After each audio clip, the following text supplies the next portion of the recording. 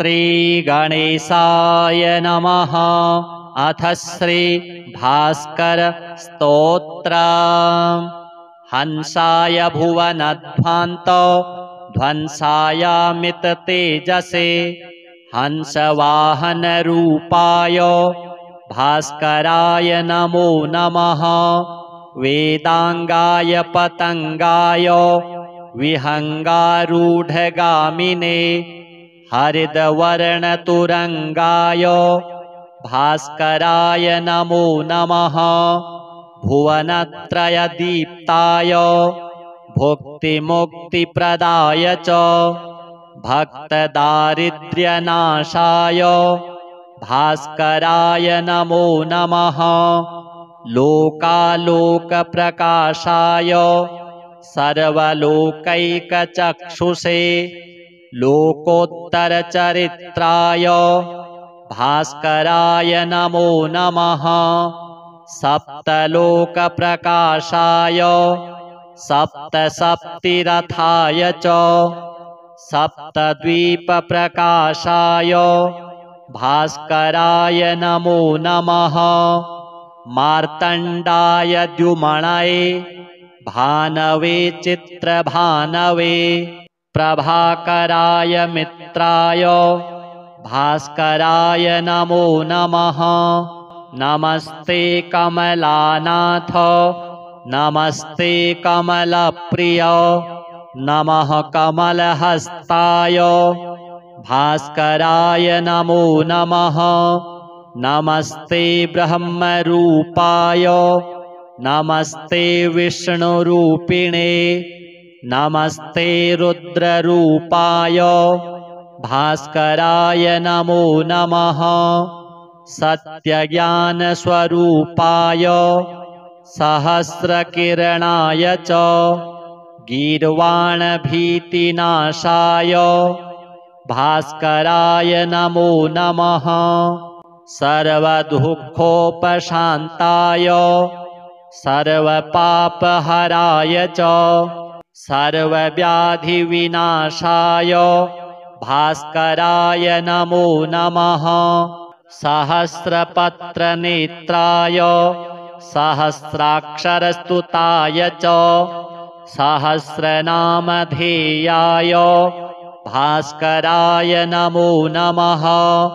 नित्याय निरवध्याय निर्मलज्ञानमूर्तये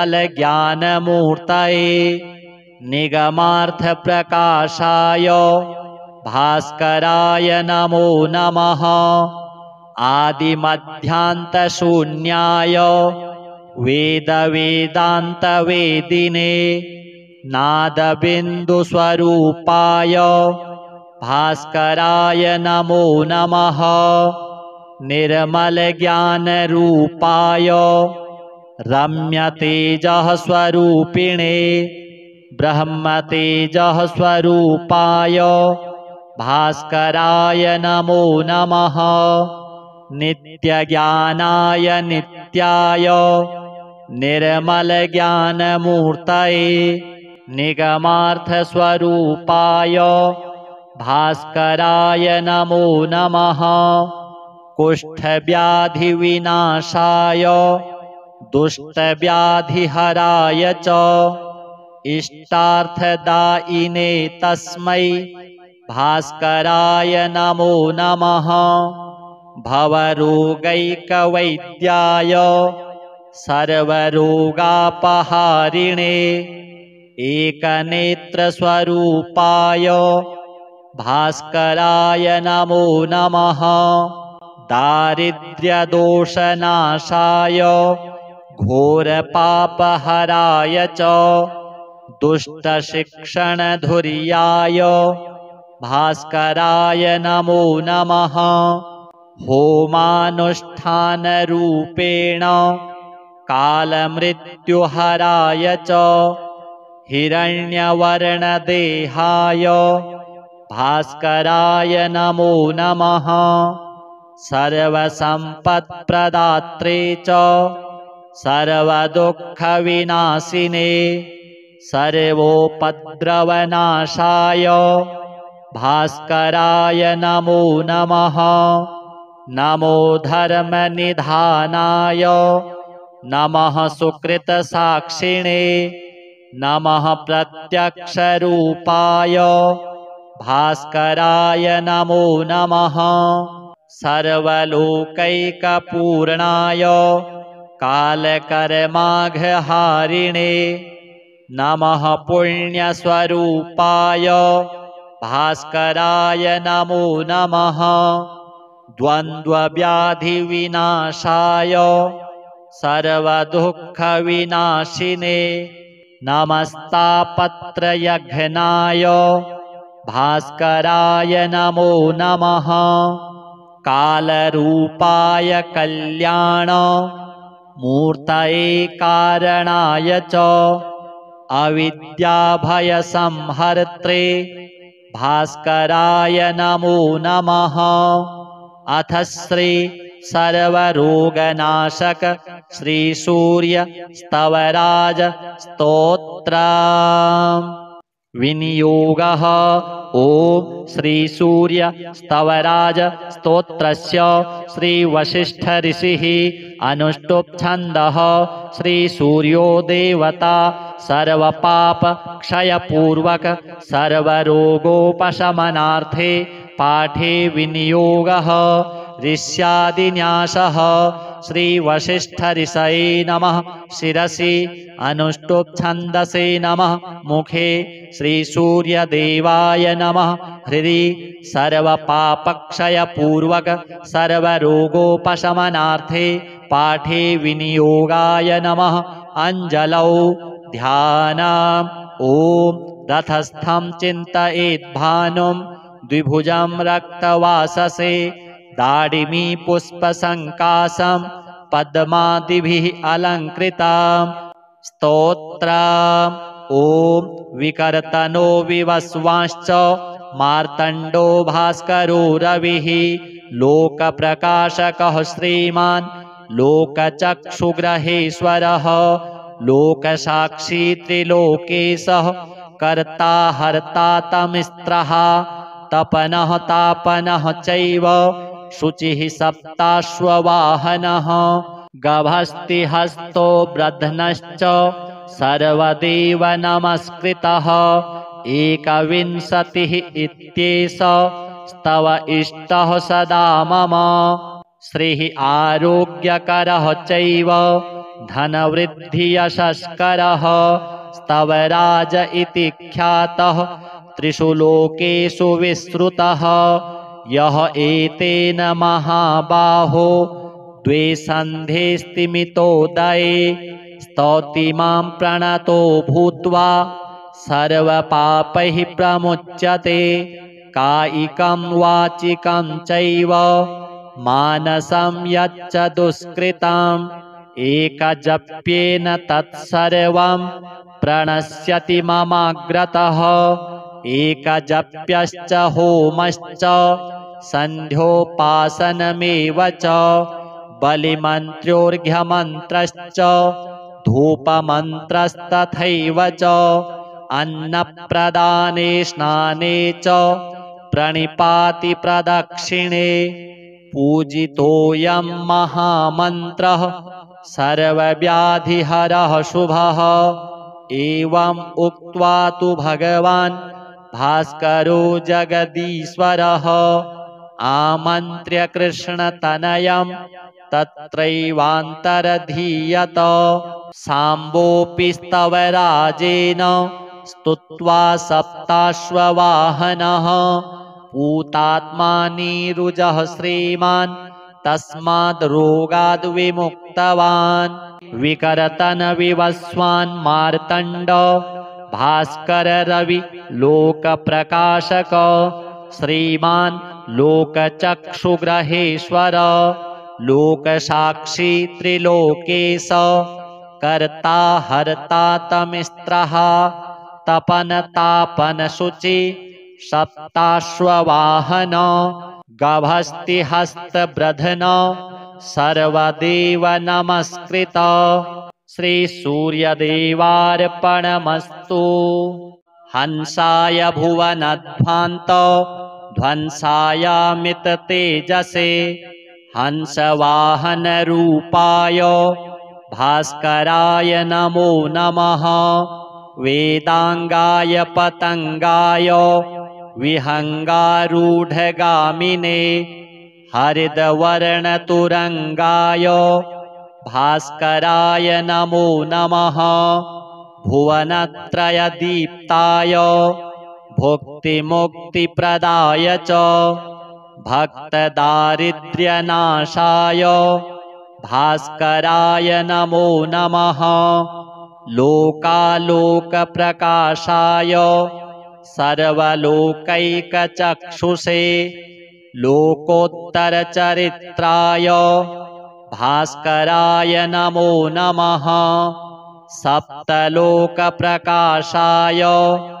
सप्तसप्तिरथाय च सप्तद्वीपप्रकाशाय भास्कराय नमो नमः। मार्तण्डाय द्युमणये भानवे चित्रभानवे प्रभाकराय मित्राय भास्कराय नमो नमः। नमस्ते कमलानाथ नमस्ते कमलप्रिय नमः कमलहस्ताय भास्कराय नमो नमः। नमस्ते ब्रह्मरूपाय नमस्ते विष्णुरूपिणे नमस्ते रुद्ररूपाय भास्कराय नमो नमः। सत्यज्ञानस्वरूपाय सहस्रकिरणाय च गीर्वाणभीतिनाशाय भास्कराय नमो नमः। सर्वदुःखोपशान्ताय सर्वपापहराय च सर्वव्याधिविनाशाय भास्कराय नमो नमः। सहस्रपत्रनेत्राय सहस्राक्षरस्तुताय च सहस्रनामधेयाय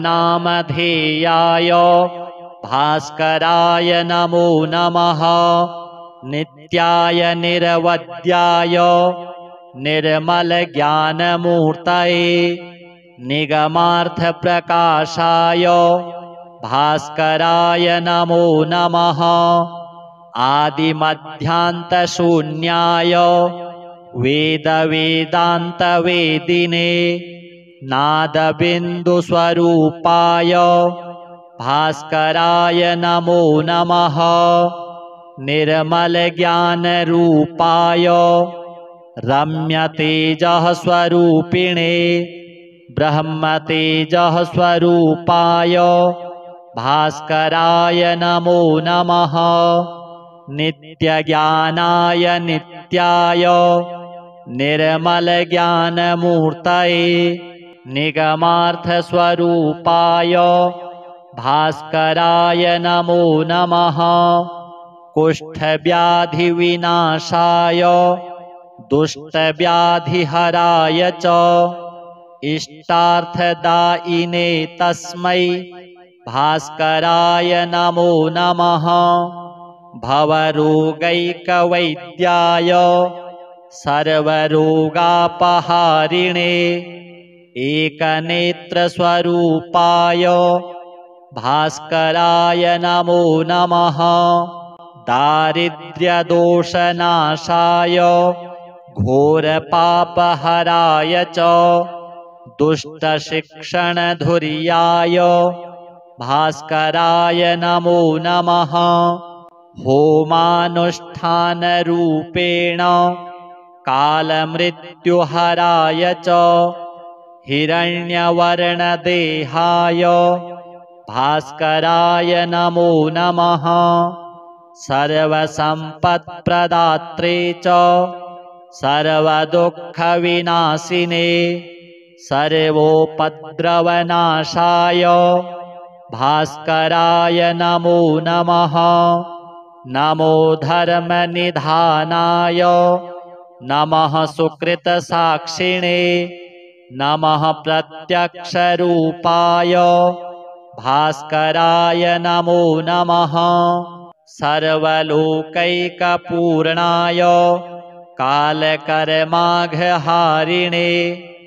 नमः पुण्यस्वरूपाय भास्कराय नमो नमः द्वन्द्वव्याधिविनाशाय सर्वदुःखविनाशिने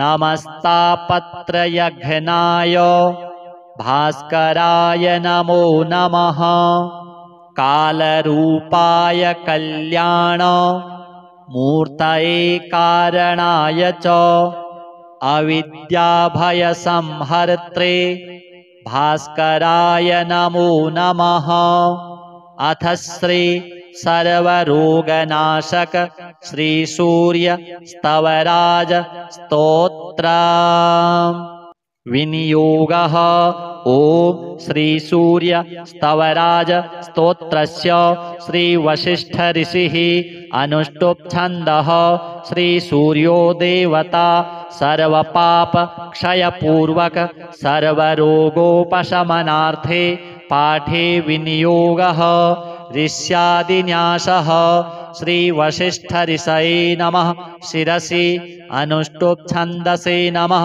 मुखे श्री सूर्यदेवाय नमः हृदि सर्वपापक्षयपूर्वक सर्वरोगोपशमनार्थे पाठे विनियोगाय नमः अंजलौ ध्यानम् ओम रथस्थं चिन्तयेद्भानुं द्विभुजं रक्तवाससे दाडिमी पुष्पसङ्कासं पद्मादिभिः अलङ्कृताम् स्तोत्रम् ओम विकर्तनो विवस्वांश्च मार्तण्डो भास्करो रविः लोकप्रकाशकः श्रीमान् लोकचक्षुग्रहेश्वरः लोकसाक्षी त्रिलोकेशः कर्ता हर्ता तमिस्त्रः तपनः तापनः चैव शुचिः सप्ताश्ववाहनः गभस्तिहस्तो ब्रध्नश्च सर्वदेव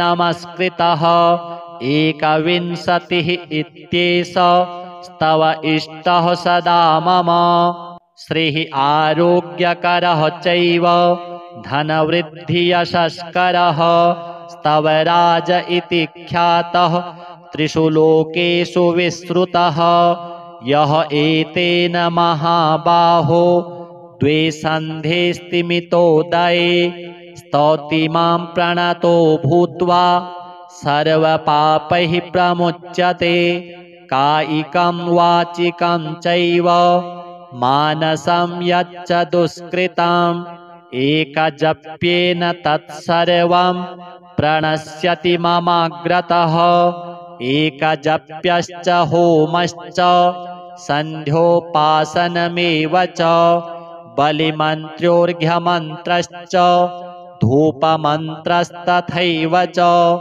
अन्नप्रदाने स्नाने च प्रणिपाति प्रदक्षिणे पूजितोऽयं महामन्त्रः सर्वव्याधिहरः शुभः एवम् उक्त्वा तु भगवान् भास्करो जगदीश्वरः आमन्त्र्य कृष्णतनयं तत्रैवान्तरधीयत साम्बोऽपि स्तवराजेन स्तुत्वा सप्ताश्ववाहनः पूतात्मा नीरुजः श्रीमान् तस्माद् रोगाद् विमुक्तवान् विकर्तन विवस्वान् मार्तण्ड भास्कर रवि लोकप्रकाशक श्रीमान् लोकचक्षुग्रहेश्वर लोकसाक्षी त्रिलोकेश कर्ता हर्ता तमिस्त्रः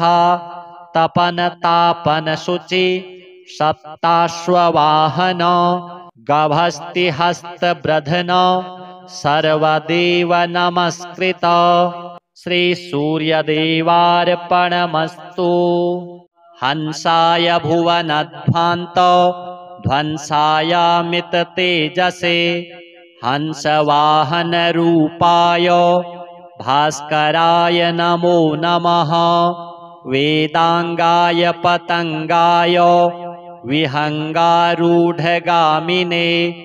हरिद्वर्णतुरङ्गाय भास्कराय नमो नमः।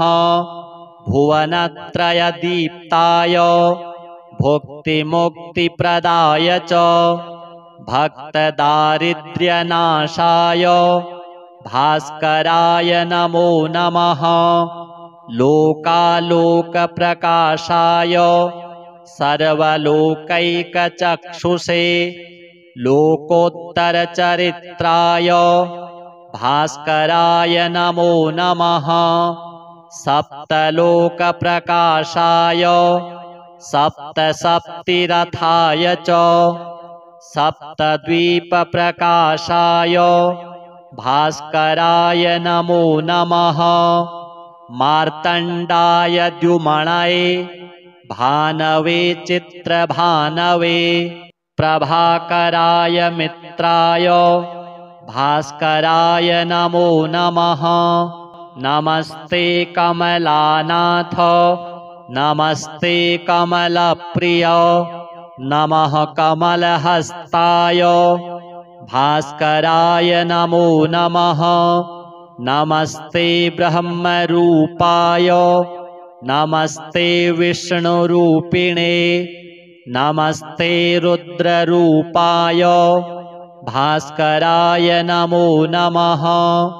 सत्यज्ञानस्वरूपाय सहस्रकिरणाय च गीर्वाणभीतिनाशाय भास्कराय नमो नमः। सर्वदुःखोपशान्ताय सर्वपापहराय च सर्वव्याधिविनाशाय भास्कराय नमो नमः। सहस्रपत्रनेत्राय सहस्राक्षरस्तुताय च सहस्रनामधेयाय भास्कराय नमो नमः। नित्याय निरवध्याय निर्मलज्ञानमूर्तये निगमार्थप्रकाशाय भास्कराय नमो नमः। आदिमध्यान्तशून्याय वेदवेदान्तवेदिने नादबिन्दुस्वरूपाय भास्कराय नमो नमः। निर्मलज्ञानरूपाय रम्यतेजःस्वरूपिणे ब्रह्मतेजःस्वरूपाय भास्कराय नमो नमः। नित्यज्ञानाय नित्याय निर्मलज्ञानमूर्तये निगमार्थस्वरूपाय भास्कराय नमो नमः। कुष्ठव्याधिविनाशाय दुष्टव्याधिहराय च इष्टार्थदायिने तस्मै भास्कराय नमो नमः। भवरोगैकवैद्याय सर्वरोगापहारिणे एकनेत्रस्वरूपाय भास्कराय नमो नमः। दारिद्र्यदोषनाशाय घोरपापहराय च दुष्टशिक्षणधुर्याय भास्कराय नमो नमः। होमानुष्ठानरूपेण कालमृत्युहराय च हिरण्यवर्णदेहाय भास्कराय नमो नमः। सर्वसम्पत्प्रदात्रे च सर्वदुःखविनाशिने सर्वोपद्रवनाशाय भास्कराय नमो नमः। नमो धर्मनिधानाय नमः सुकृतसाक्षिणे नमः प्रत्यक्षरूपाय भास्कराय नमो नमः। सर्वलोकैकपूर्णाय कालकर्माघहारिणे नमः पुण्यस्वरूपाय भास्कराय नमो नमः। द्वन्द्वव्याधिविनाशाय सर्वदुःखविनाशिने नमस्तापत्रयघ्नाय भास्कराय नमो नमः। कालरूपाय कल्याण मूर्तये कारणाय च अविद्याभयसंहर्त्रे भास्कराय नमो नमः। अथ श्री सर्वरोगनाशक श्री सूर्य स्तवराज स्तोत्र विनियोगः। ओम श्री सूर्य स्तवराज स्तोत्रस्य श्री वशिष्ठ ऋषिः अनुष्टुप् छन्दः। श्री सूर्यो देवता सर्वपाप क्षयपूर्वक सर्वरोगोपशमनार्थे पाठे विनियोगः। ऋष्यादिन्यासः। श्री वशिष्ठ ऋषये नमः। शिरसि अनुष्टुप् छन्दसे नमः। मुखे श्री सूर्यदेवाय नमः। हृदि सर्वपापक्षयपूर्वक सर्वरोगोपशमनार्थे पाठे विनियोगाय नमः। अंजलौ ध्यानम्। ओम रथस्थं चिन्तयेत् भानुं द्विभुजं रक्तवाससे दाडिमी पुष्पसङ्काशं पद्मादिभिः अलङ्कृतम्। स्तोत्रम्। ओम विकर्तनो विवस्वांश्च मार्तण्डो भास्करो रविः लोकप्रकाशकः श्रीमान् लोकचक्षुग्रहेश्वरः लोकसाक्षी त्रिलोकेशः कर्ता हर्ता तमिस्त्रः तपनः तापनः चैव शुचिः सप्ताश्ववाहनः गभस्तिहस्तो ब्रध्नश्च सर्वदेव नमस्कृतः एकविंशतिः इत्येष स्तव इष्टः सदा मम श्रीः आरोग्यकरः चैव धनवृद्धियशस्करः स्तवराज इति ख्यातः त्रिषु लोकेषु विश्रुतः यः एतेन महाबाहो द्वे सन्धे स्तिमितोदये स्तौति मां प्रणतो भूत्वा सर्वपापैः प्रमुच्यते कायिकं वाचिकं चैव मानसं यच्च दुष्कृतम् एकजप्येन तत्सर्वं प्रणश्यति ममाग्रतः एकजप्यश्च होमश्च सन्ध्योपासनमेव च बलिमन्त्रोर्घ्यमन्त्रश्च धूपमन्त्रस्तथैव च अन्नप्रदाने स्नाने च प्रणिपाति प्रदक्षिणे पूजितोऽयं महामन्त्रः सर्वव्याधिहरः शुभः एवम् उक्त्वा तु भगवान् भास्करो जगदीश्वरः आमन्त्र्य कृष्णतनयं तत्रैवान्तरधीयत साम्बोऽपि स्तवराजेन स्तुत्वा सप्ताश्ववाहनः पूतात्मा नीरुजः श्रीमान् तस्माद् रोगाद् विमुक्तवान् विकर्तन विवस्वान् मार्तण्ड भास्कर रवि लोकप्रकाशक श्रीमान् लोकचक्षुग्रहेश्वर लोकसाक्षी त्रिलोकेश कर्ता हर्ता तमिस्त्रः तपन तापन शुचि सप्ताश्ववाहन गभस्तिहस्तब्रधन सर्वदेव नमस्कृत श्री सूर्यदेवार्पणमस्तु हंसाय भुवनध्वान्त ध्वंसायामित तेजसे हंसवाहनरूपाय भास्कराय नमो नमः वेदांगाय पतंगाय विहंगारूढ़गामिने हरिद्वर्णतुरंगाय भास्कराय नमो नमः भुवनत्रयदीप्ताय भुक्तिमुक्तिप्रदाय च भक्तदारिद्र्यनाशाय भास्कराय नमो नमः। लोकालोकप्रकाशाय सर्वलोकैकचक्षुषे लोकोत्तरचरित्राय भास्कराय नमो नमः। सप्तलोकप्रकाशाय सप्तसप्तिरथाय च सप्तद्वीपप्रकाशाय भास्कराय नमो नमः। मार्तण्डाय द्युमणये भानवे चित्रभानवे प्रभाकराय मित्राय भास्कराय नमो नमः। नमस्ते कमलानाथ नमस्ते कमलप्रिय नमः कमलहस्ताय भास्कराय नमो नमः। नमस्ते ब्रह्मरूपाय नमस्ते विष्णुरूपिणे नमस्ते रुद्ररूपाय भास्कराय नमो नमः। सत्यज्ञानस्वरूपाय सहस्रकिरणाय च गीर्वाणभीतिनाशाय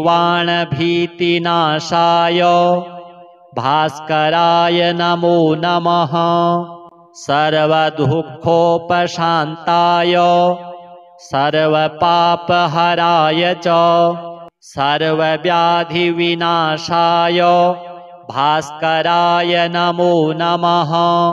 सहस्रपत्रनेत्राय सहस्राक्षरस्तुताय च सहस्रनामधेयाय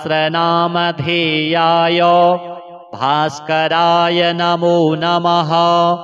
नित्याय निरवध्याय निर्मलज्ञानमूर्तये निगमार्थप्रकाशाय भास्कराय नमो नमः। आदिमध्यान्तशून्याय वेदवेदान्तवेदिने नादबिन्दुस्वरूपाय भास्कराय नमो नमः। निर्मलज्ञानरूपाय रम्यतेजःस्वरूपिणे ब्रह्मतेजःस्वरूपाय भास्कराय नमो नमः। नित्यज्ञानाय नित्याय निर्मलज्ञानमूर्तये निगमार्थस्वरूपाय भास्कराय नमो नमः। कुष्ठव्याधिविनाशाय दुष्टव्याधिहराय च इष्टार्थदायिने तस्मै भास्कराय नमो नमः। भवरोगैकवैद्याय सर्वरोगापहारिणे एकनेत्रस्वरूपाय भास्कराय नमो नमः। दारिद्र्यदोषनाशाय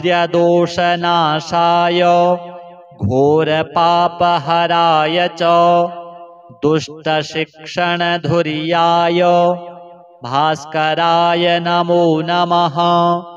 होमानुष्ठानरूपेण कालमृत्युहराय च हिरण्यवर्णदेहाय भास्कराय नमो नमः। सर्वसम्पत्प्रदात्रे च सर्वदुःखविनाशिने सर्वोपद्रवनाशाय भास्कराय नमो नमः। नमो धर्मनिधानाय नमः सुकृतसाक्षिणे नमः प्रत्यक्षरूपाय भास्कराय नमो नमः। सर्वलोकैकपूर्णाय कालकर्माघहारिणे नमः पुण्यस्वरूपाय भास्कराय नमो नमः। द्वन्द्वव्याधिविनाशाय सर्वदुःखविनाशिने नमस्तापत्रयघ्नाय भास्कराय नमो नमः। कालरूपाय कल्याण मूर्तये कारणाय च अविद्याभयसंहर्त्रे भास्कराय नमो नमः। अथ श्री सर्वरोगनाशक श्री सूर्य स्तवराज स्तोत्र। विनियोगः। ओम श्री सूर्य स्तवराज स्तोत्रस्य श्री वशिष्ठ ऋषिः अनुष्टुप् छन्दः। श्री सूर्यो देवता सर्वपाप क्षयपूर्वक सर्वरोगोपशमनार्थे पाठे विनियोगः। ऋष्यादिन्यासः। श्री वशिष्ठ ऋषये नमः शिरसि अनुष्टुप् छन्दसे नमः मुखे श्री सूर्यदेवाय नमः हृदि सर्वपापक्षयपूर्वक सर्वरोगोपशमनार्थे पाठे विनियोगाय नमः। अंजलौ ध्यानम्। ओम रथस्थं चिन्तयेद्भानुं द्विभुजं रक्तवाससे दाडिमी पुष्पसङ्काशं पद्मादिभिः अलङ्कृताम्। स्तोत्रम्। ओम विकर्तनो विवस्वांश्च मार्तण्डो भास्करो रविः लोकप्रकाशकः श्रीमान् लोकचक्षुग्रहेश्वरः लोकसाक्षी त्रिलोकेशः कर्ता हर्ता तमिस्त्रः तपनः तापनः चैव शुचिः सप्ताश्ववाहनः गभस्तिहस्तो ब्रध्नश्च सर्वदेव नमस्कृतः एकविंशतिः इत्येष स्तव इष्टः सदा मम श्रीः आरोग्यकरः चैव धनवृद्धियशस्करः स्तवराज इति ख्यातः त्रिषु लोकेषु विश्रुतः यः एतेन महाबाहो द्वे सन्धे स्तिमितोदये स्तौति मां प्रणतो भूत्वा सर्वपापैः प्रमुच्यते कायिकं वाचिकं चैव मानसं यच्च दुष्कृतम् एकजप्येन तत्सर्वं प्रणश्यति ममाग्रतः एकजप्यश्च होमश्च सन्ध्योपासनमेव च बलिमन्त्रोर्घ्यमन्त्रश्च धूपमन्त्रस्तथैव च अन्नप्रदाने स्नाने च प्रणिपाति प्रदक्षिणे पूजितोऽयं महामन्त्रः सर्वव्याधिहरः शुभः एवम् उक्त्वा तु भगवान् भास्करो जगदीश्वरः आमन्त्र्य कृष्णतनयं तत्रैवान्तरधीयत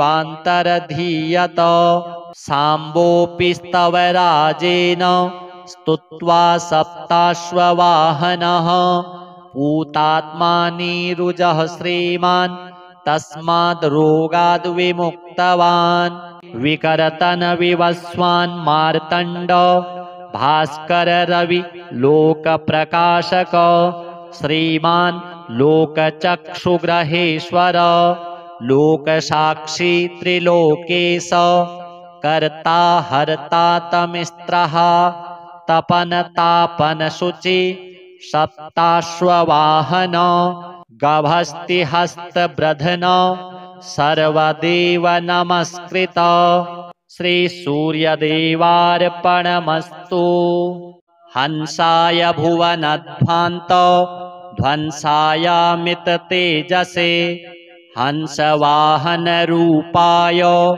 भास्कराय नमो नमः वेदांगाय पतंगाय विहंगारूढ़गामिने हरिद्वर्णतुरंगाय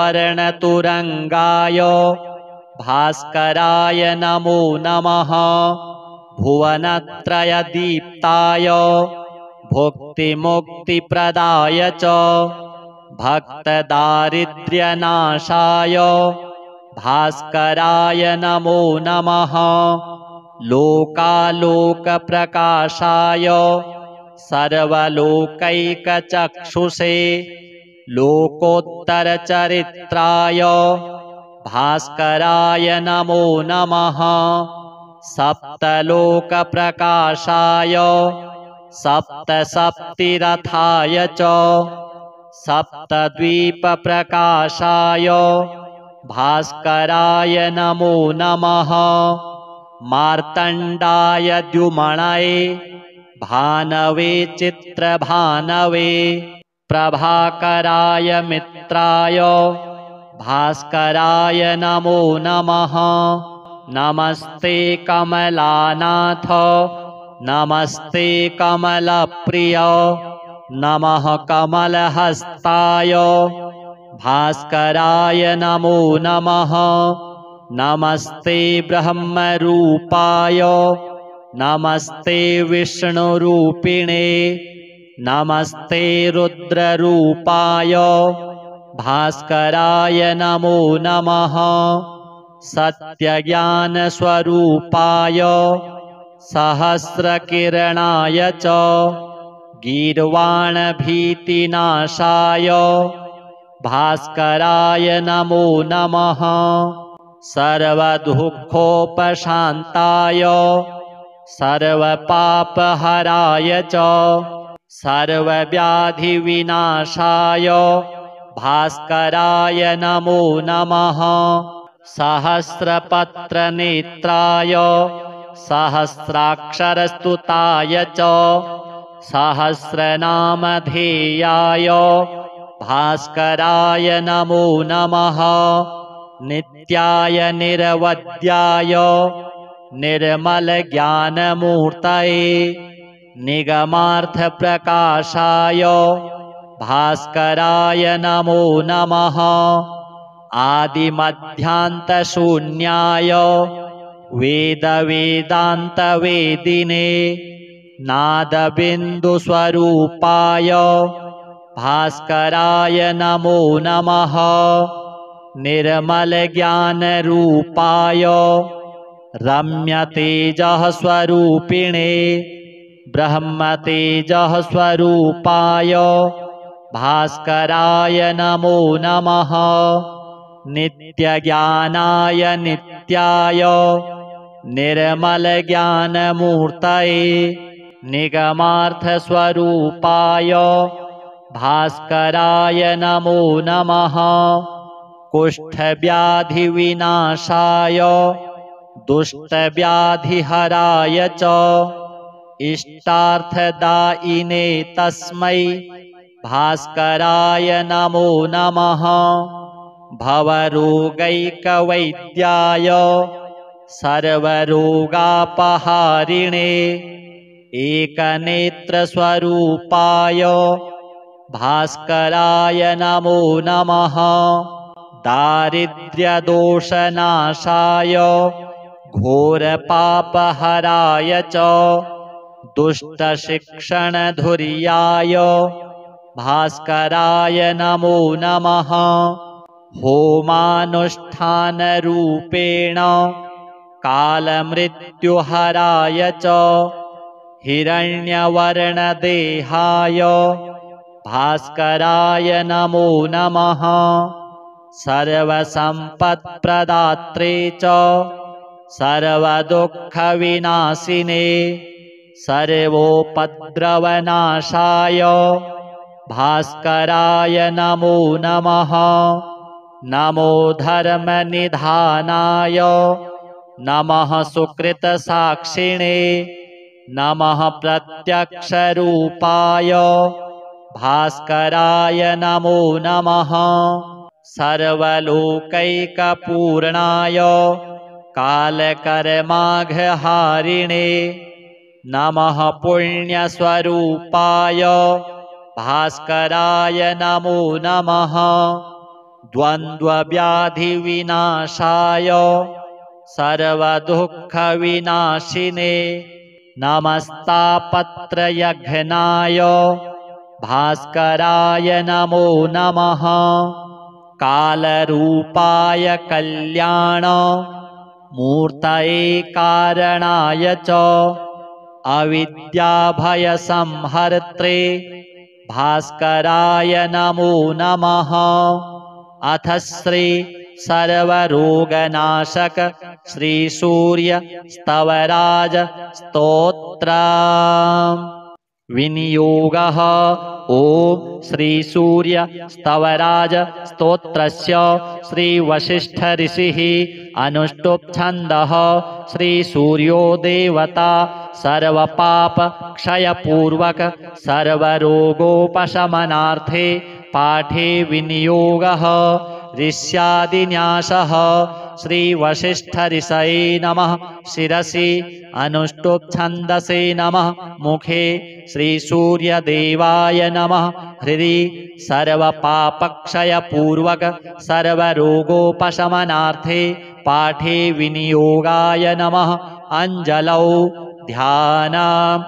ओम रथस्थं चिन्तयेद्भानुं द्विभुजं रक्तवाससे दाडिमी पुष्पसङ्काशं पद्मादिभिः अलङ्कृताम्। स्तोत्रम्।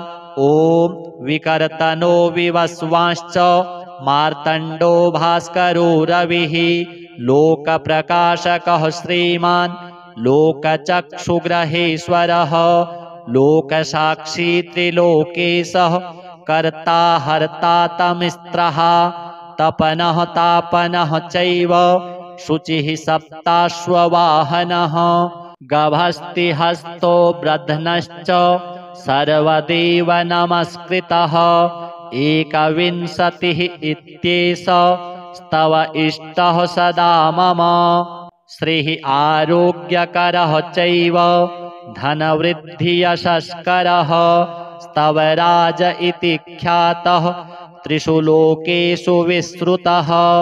यः एतेन महाबाहो द्वे सन्धे स्तिमितोदये स्तौति मां प्रणतो भूत्वा सर्वपापैः प्रमुच्यते कायिकं वाचिकं चैव मानसं यच्च दुष्कृतम् एकजप्येन तत्सर्वं प्रणश्यति ममाग्रतः एकजप्यश्च होमश्च सन्ध्योपासनमेव च बलिमन्त्रोर्घ्यमन्त्रश्च धूपमन्त्रस्तथैव च अन्नप्रदाने स्नाने च प्रणिपाति प्रदक्षिणे पूजितोऽयं महामन्त्रः सर्वव्याधिहरः शुभः।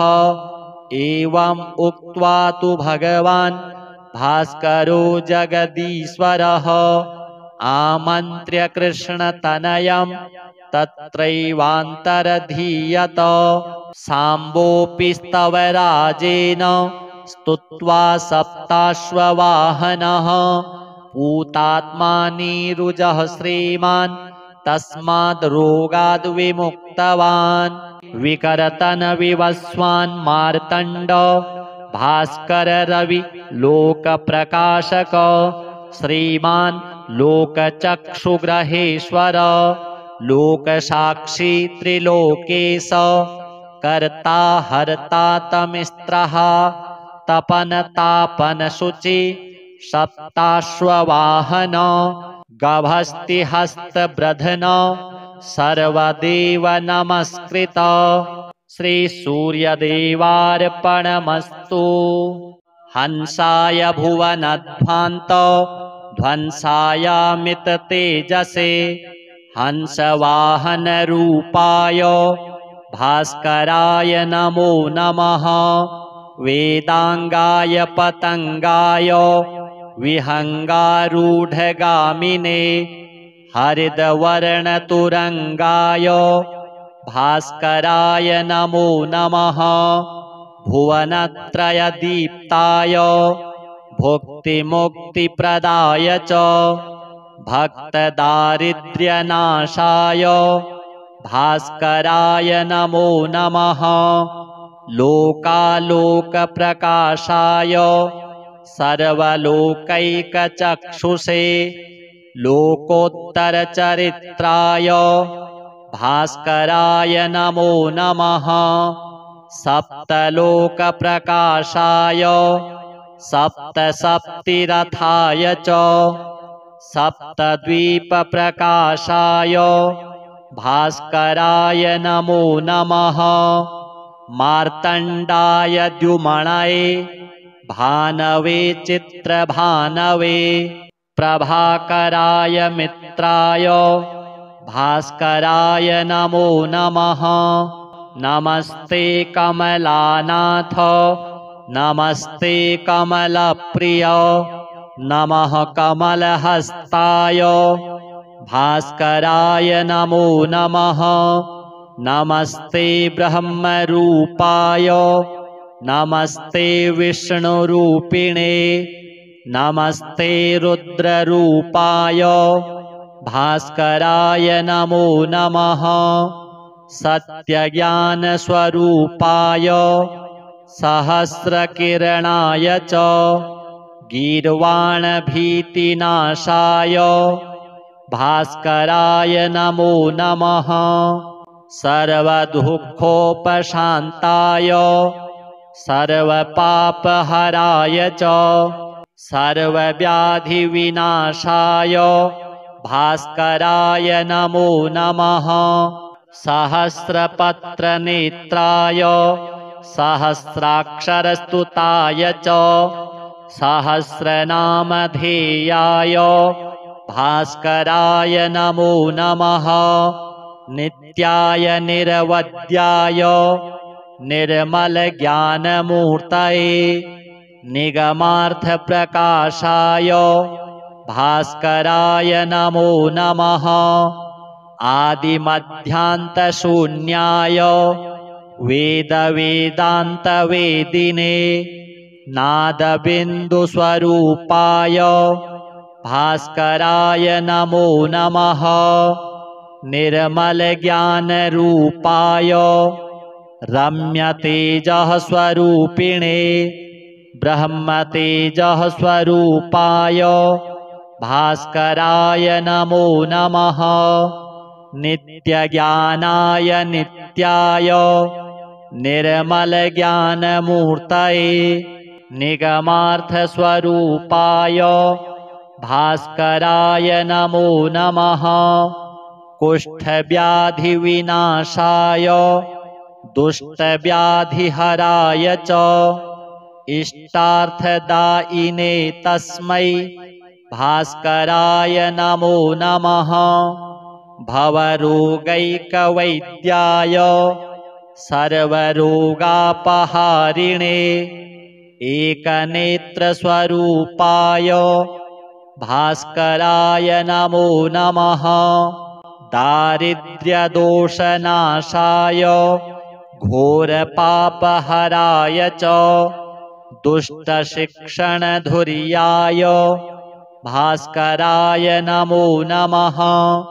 होमानुष्ठानरूपेण कालमृत्युहराय च हिरण्यवर्णदेहाय भास्कराय नमो नमः। सर्वसम्पत्प्रदात्रे च सर्वदुःखविनाशिने सर्वोपद्रवनाशाय भास्कराय नमो नमः। नमो धर्मनिधानाय नमः सुकृतसाक्षिणे नमः प्रत्यक्षरूपाय भास्कराय नमो नमः। सर्वलोकैकपूर्णाय कालकर्माघहारिणे नमः पुण्यस्वरूपाय भास्कराय नमो नमः। द्वन्द्वव्याधिविनाशाय सर्वदुःखविनाशिने नमस्तापत्रयघ्नाय भास्कराय नमो नमः। कालरूपाय कल्याण मूर्तये कारणाय च अविद्याभयसंहर्त्रे भास्कराय नमो नमः। अथ श्री सर्वरोगनाशक श्रीसूर्य स्तवराज स्तोत्रम् विनियोगः ॐ श्रीसूर्य स्तवराज स्तोत्रस्य श्रीवसिष्ठ ऋषिः अनुष्टुप् छन्दः श्रीसूर्यो देवता सर्वपाप क्षयपूर्वक सर्वरोगोपशमनार्थे पाठे विनियोगः ऋष्यादिन्यासः श्रीवसिष्ठ ऋषये नमः शिरसि अनुष्टुप् छन्दसे नमः मुखे श्रीसूर्यदेवाय नमः हृदि सर्वपापक्षयपूर्वक सर्वरोगोपशमनार्थे पाठे विनियोगाय नमः अञ्जलौ ध्यानम् ॐ रथस्थं चिन्तयेद्भानुं द्विभुजं रक्तवाससे दाडिमी पुष्पसङ्काशं पद्मादिभिः अलङ्कृतं स्तोत्रम् ॐ विकर्तनो विवस्वांश्च मार्तण्डो भास्करो रविः लोकप्रकाशकः श्रीमान् लोकचक्षुग्रहेश्वरः लोकसाक्षी त्रिलोकेशः कर्ता हर्ता तमिस्त्रः तपनः तापनः चैव शुचिः सप्ताश्ववाहनः गभस्तिहस्तो ब्रध्नश्च सर्वदेव नमस्कृतः एकविंशतिः इत्येष स्तव इष्टः सदा मम श्रीः आरोग्यकरः चैव धनवृद्धियशस्करः स्तवराज इति ख्यातः त्रिषु लोकेषु विश्रुतः यः एतेन महाबाहो द्वे सन्धे स्तिमितोदये स्तौति मां प्रणतो भूत्वा सर्वपापैः प्रमुच्यते कायिकं वाचिकं चैव मानसं यच्च दुष्कृतम् एकजप्येन तत्सर्वं प्रणश्यति ममाग्रतः एकजप्यश्च होमश्च सन्ध्योपासनमेव च बलिमन्त्रोर्घ्यमन्त्रश्च धूपमन्त्रस्तथैव च अन्नप्रदाने स्नाने च प्रणिपाति प्रदक्षिणे पूजितोऽयं महामन्त्रः सर्वव्याधिहरः शुभः एवम् उक्त्वा तु भगवान् भास्करो जगदीश्वरः आमन्त्र्य कृष्णतनयं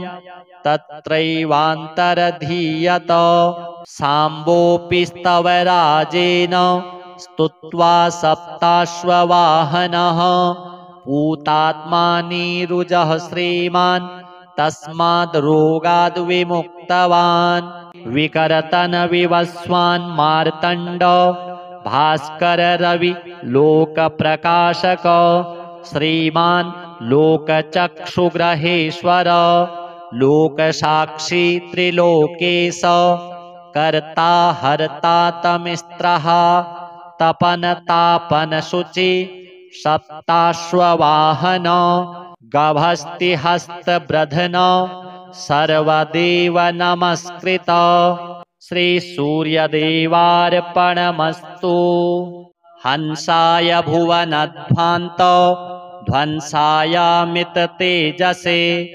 हंसवाहनरूपाय भास्कराय नमो नमः वेदांगाय पतंगाय विहंगारूढगामिने हरिद्वर्णतुरंगाय भास्कराय नमो नमः भुवनत्रयदीप्ताय भुक्तिमुक्तिप्रदाय च भक्तदारिद्र्यनाशाय भास्कराय नमो नमः लोकालोकप्रकाशाय सर्वलोकैकचक्षुषे लोकोत्तरचरित्राय भास्कराय नमो नमः सप्तलोकप्रकाशाय सप्तसप्तिरथाय च सप्तद्वीपप्रकाशाय भास्कराय नमो नमः। मार्तण्डाय द्युमणये भानवे चित्रभानवे प्रभाकराय मित्राय भास्कराय नमो नमः। नमस्ते कमलानाथ नमस्ते कमलप्रिय नमः कमलहस्ताय भास्कराय नमो नमः। नमस्ते ब्रह्मरूपाय नमस्ते विष्णुरूपिणे नमस्ते रुद्ररूपाय भास्कराय नमो नमः। सत्यज्ञानस्वरूपाय सहस्रकिरणाय च गीर्वाणभीतिनाशाय भास्कराय नमो नमः। सर्वदुःखोपशान्ताय सर्वपापहराय च सर्वव्याधिविनाशाय भास्कराय नमो नमः। सहस्रपत्रनेत्राय सहस्राक्षरस्तुताय च सहस्रनामधेयाय भास्कराय नमो नमः। नित्याय निरवध्याय निर्मलज्ञानमूर्तये निगमार्थप्रकाशाय भास्कराय नमो नमः। आदिमध्यान्तशून्याय वेदवेदान्तवेदिने नादबिन्दुस्वरूपाय भास्कराय नमो नमः। निर्मलज्ञानरूपाय रम्यतेजःस्वरूपिणे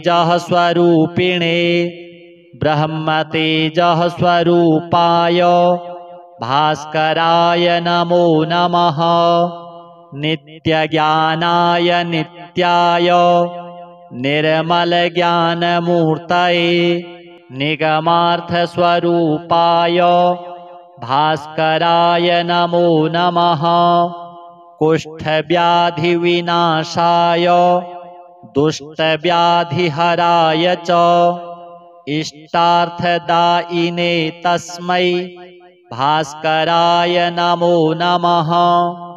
भवरोगैकवैद्याय सर्वरोगापहारिणे